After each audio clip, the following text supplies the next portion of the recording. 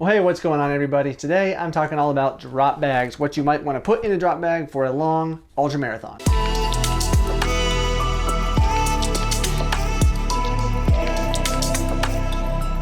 So I've got the Beaverhead 100K race coming up here in just 1 week from today, next Saturday.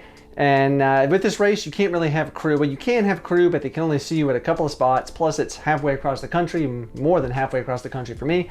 And so I'm not taking crew. I'm gonna do it alone. So packing drop bags. So first and foremost, when packing the drop bag is you need a bag to put it in. There's all sorts of bags you can get. You can get those drawstring bags, which honestly aren't great because those little drawstrings are just flapping around and are kind of a pain in the butt for people loading and unloading drop bags.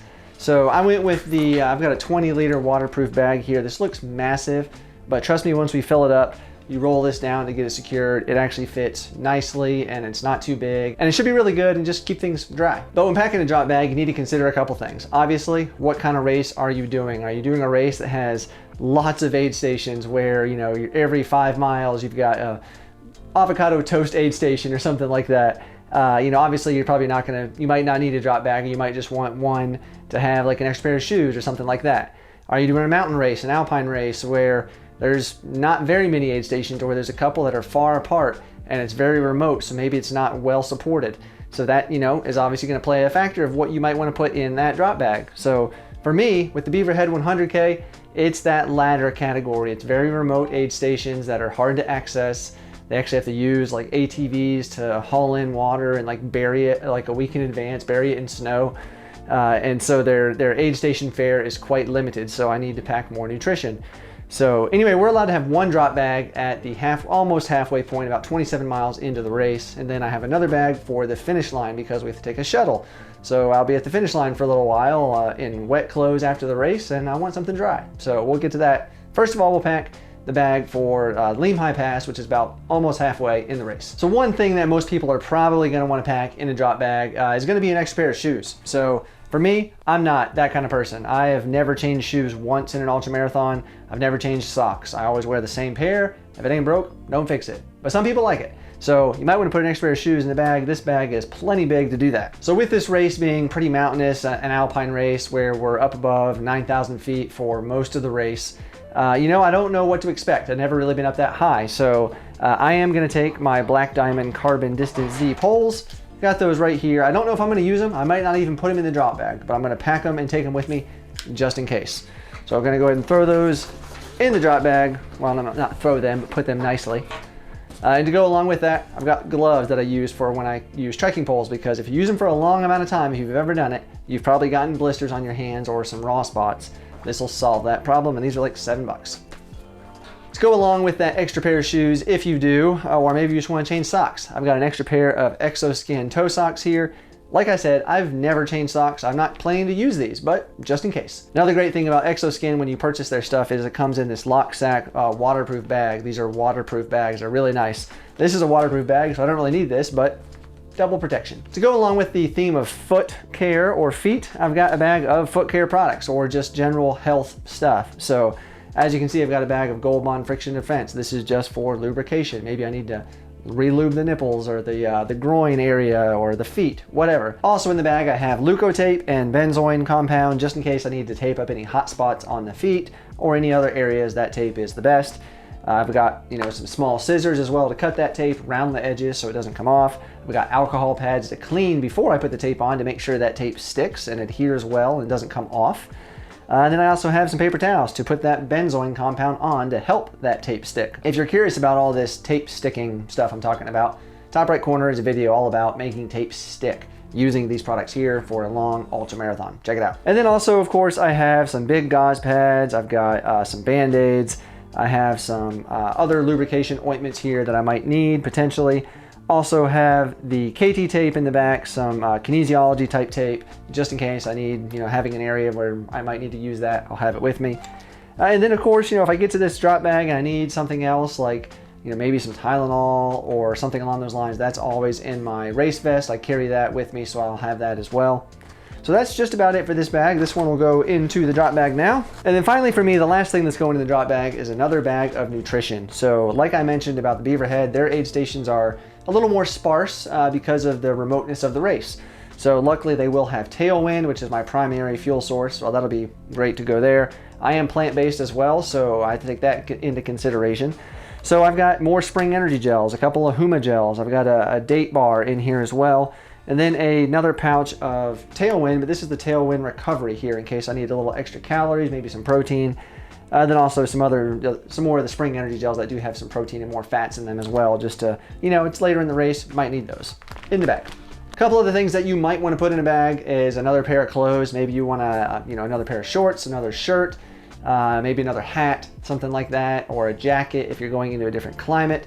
I am required to carry a jacket at this race, a waterproof jacket, so I'll have that in my bag. I'll have gloves and a buff just in case I get cold also. So that stuff will be with me, but those are more things you might want to put in a drop bag for, you know, the middle point of a race. All right, so now with these, you just gotta roll them down. So roll it, this bag says at least 3 times. So there's 1, 2, 3, I'm gonna go one more. All right, now we take the little clips, clip it together. There we go, one drop bag packed. So the next thing I'll do with this drop bag is I'm gonna get some bright neon yellow duct tape. Put it right here on the bag. I'll write my last name and then also my bib number once I know what that is so that they can obviously see it and I can see it when I get to the aid station. And like I said, I am gonna have one more drop bag, this one for the finish, because I'm gonna have to take a shuttle to the start and then also from the finish back to the start location pickup area. So I might be sitting around for a minute, might wanna hang out for a bit. So I wanna have a change of clothes, things like that. So firstly, I have a bag here. This is just a wet bag that I can throw my nasty, stinky clothes in to not get everything else disgusting.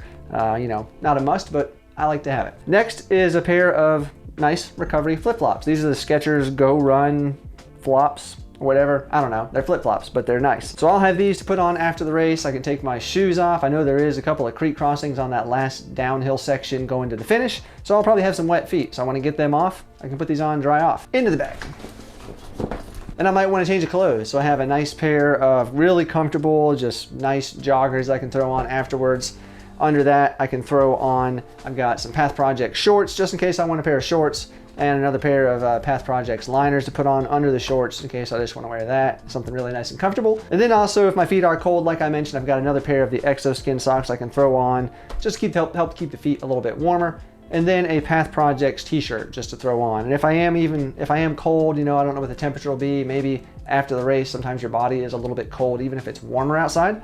Luckily, the finishers get a hoodie at this race, so I'll have that option to put on as well. Last couple items I have, a couple of the shower wipes. So these are just bigger baby wipes, basically body wipes to kind of wipe off a little bit, get some of that sweat off, nastiness, clean the body a little bit. We got that. I do have a little single serve packet of ibuprofen, just in case, you know, maybe I might get sore. And then also a couple more of the date bars I could use just in case I'm hungry, want a snack. We will have some food afterwards, but I don't know if they'll have like a plant-based option. Honestly, I don't know what there will be, so I'll find out race day. All right, but that's gonna go in the drop bag. I'll put these in another bag as well, just to keep them from getting loose in here and falling around somewhere. But then just like the other bag, we roll it up. Now let's get the air out first. Get some of that air out. All right, 1, 2, 3. All right, there we go. Drop bag for the finish line. Same thing's gonna happen here. Bright neon tape, my last name, bib number, all that stuff's gonna go right there. So that's my drop bags. That's what I'm taking there for the race. I'll do another video on the kit that I'm gonna use for the race, along with some other items coming up probably on Wednesday. But yeah, let me know below if you guys have other items you throw in drop bags. Maybe there's something that you know you need. Maybe it's a Coke, you know, a can of Coke mid-race to give you that boost you might want. Maybe it's a beer, I don't know. Maybe it's a shot of liquor, you know, whatever you might like. Maybe it's a candy bar. Let me know below. I'm curious to see something I might want to throw into the drop bag. And lastly, if you were watching this on July 4th, the day this video releases, happy Independence Day first and foremost. But secondly, head on over to the merchandise store. There's a sale today, 22% off of everything. You can pick up one of the new shirts we have right here in the store. Help support the channel. That would be awesome. But then also, maybe you're watching this on another day. It's fine. Spreadshirt runs sales all the time. So there's probably a 15% off sale or a free shipping or something like that. So you're probably in luck. Well, thank you. That's going to do it. Appreciate you all watching. If you want to take a look on the screen, it'll be a video that YouTube says is best for you. So we'll see if the algorithm is correct. And over on this side will be a playlist of some race videos to check out. Thank you for watching. I appreciate you all, and I will see you on the next one.